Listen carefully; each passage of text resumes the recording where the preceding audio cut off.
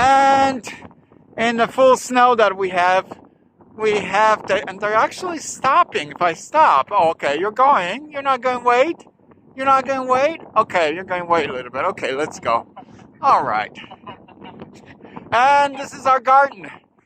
Wonderfully full of snow, with the animals going on their regular path, actually going first. Where are you going to lead us? Where are you leading?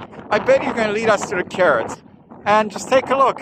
There you can see our willows over here, planted on the edge, sunflowers that we left for the birds, and also we're using them as stalks for peas for a while.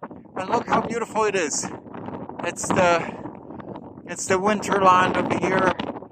It's beautifully snow covered, with our greenhouses that we'll be taking down and using them for storage next to the house. And one actually still has stopped growing. It's really amazing.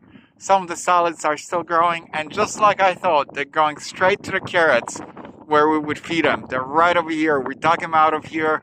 This is their station. This is their carrot feeding station. This is probably why they run over here. Well, my friends, the carrots are gone.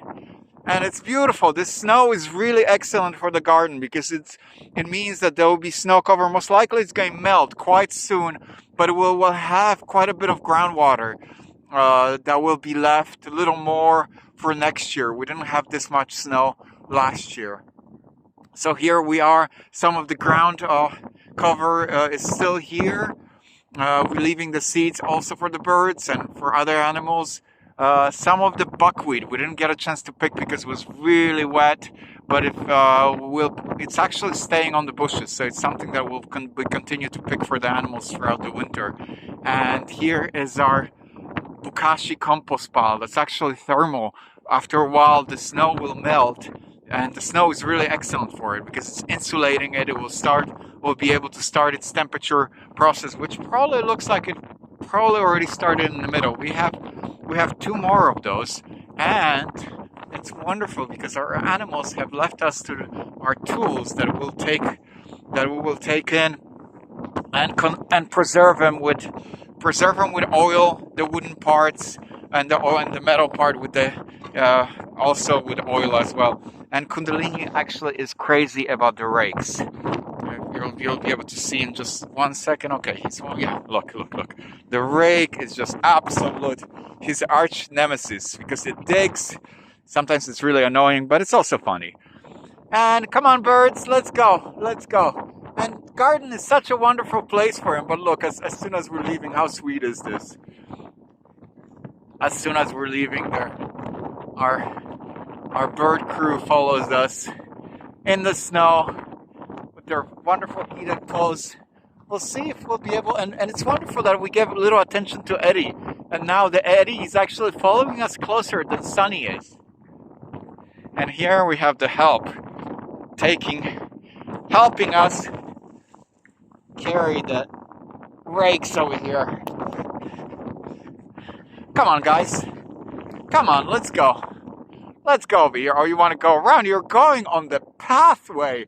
Whoa! I'm really amazed. Why go through the snow when we can take the path?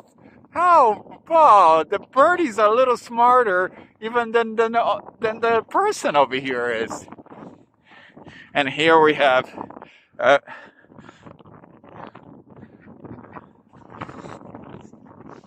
fight for life over here. Dog against rake. Yeah, but he's really wonderfully helping carry it. Thank you it's a wooden rake, so it's actually okay. And look at this. Here is we have some of the bat boxes, which are really great for controlling the mosquito population. We have 6 of them all around because this is actually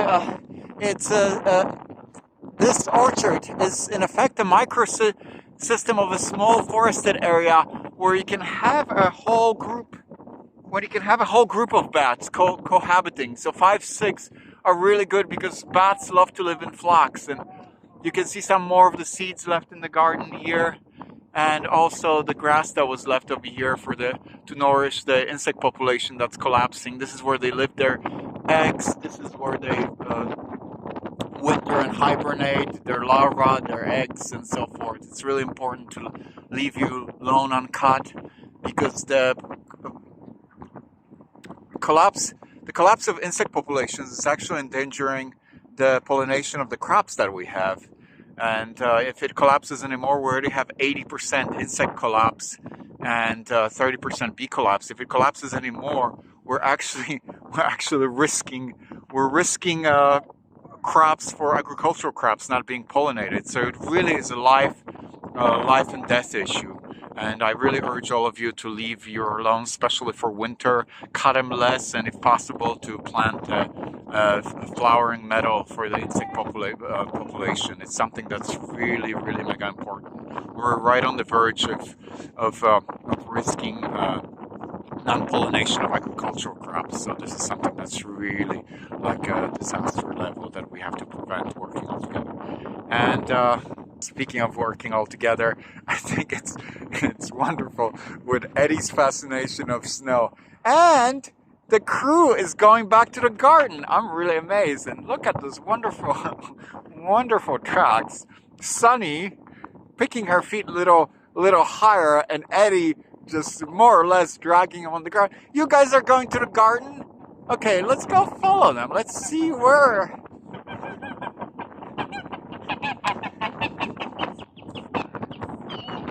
Whoa! Well, that I have never seen, but you can see... Whoa! You can see how gray she is. Sonny, what's going on over there? What is going on? You're making a circle of your rounds. How fascinating. Come on, let's go over here. That's enough. It's very cold.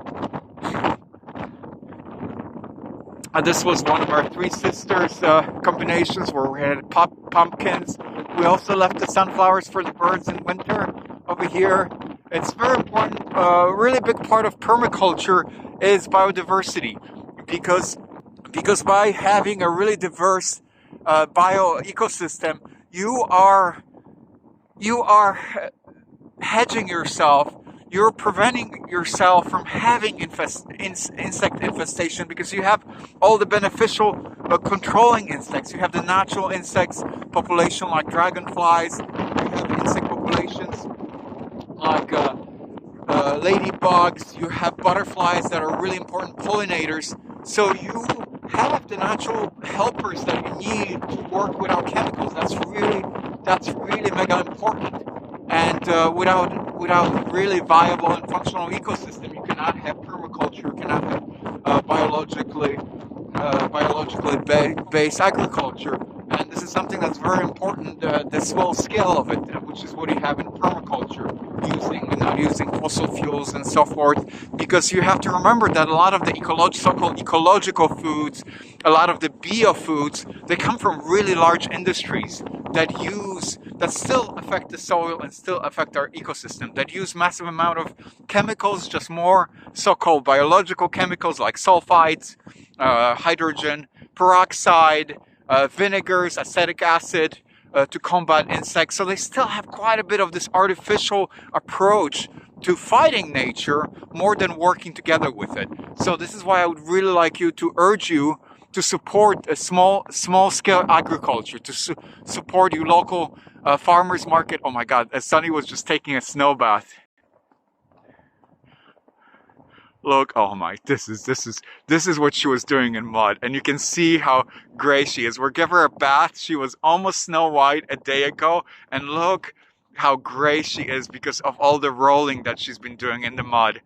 And finally, this is something we've been waiting for. A little cleanup with something that cleaner than mud. Sunny, wonderful. You're making a snow angel. Are you making a snow angel over here? She's definitely making a snow angel. This is going to be really, really funny to see.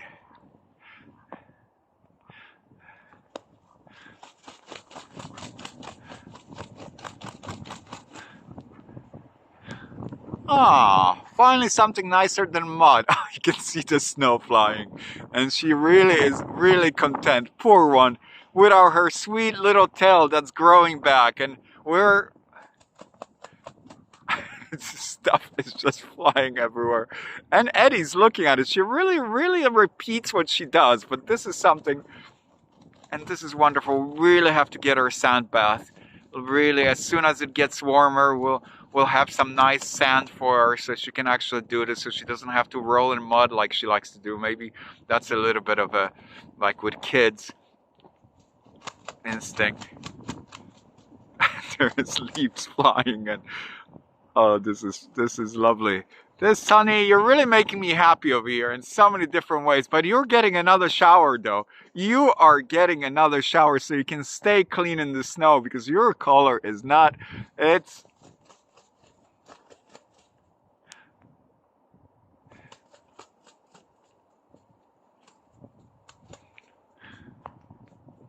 with her wings down even. Oh, this is great. This shows what a great insulation they have, because they have really excellent dough. They have really wonderful oils and it's really wonderful to leave in water. This is something that's been really hard in this time, this transition time. This is why she became so dirty, because during the when everything froze, we didn't have standing water outside. We couldn't have really large container of water inside for obvious reasons. And then she was using mud and just, this is our second, you're making a second snow angel. Let's take a look at the first one. Here is the sunny with Kundalini, absolute, okay, wow, it looks like a snow angel with several different heads.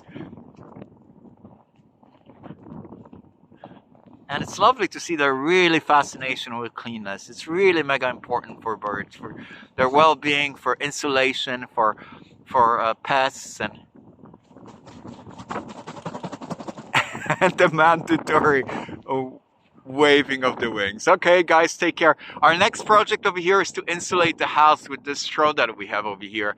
Since the house that we have is more of a summer cabin, we've insulated the beehives that you see over here, and we'll be taking the straw and insulating the house to underneath the house, because it's actually standing high up, so there's a lot of cold that's coming in under the floor, and as we'll go in to warm up a little bit. And yeah, take care, everybody.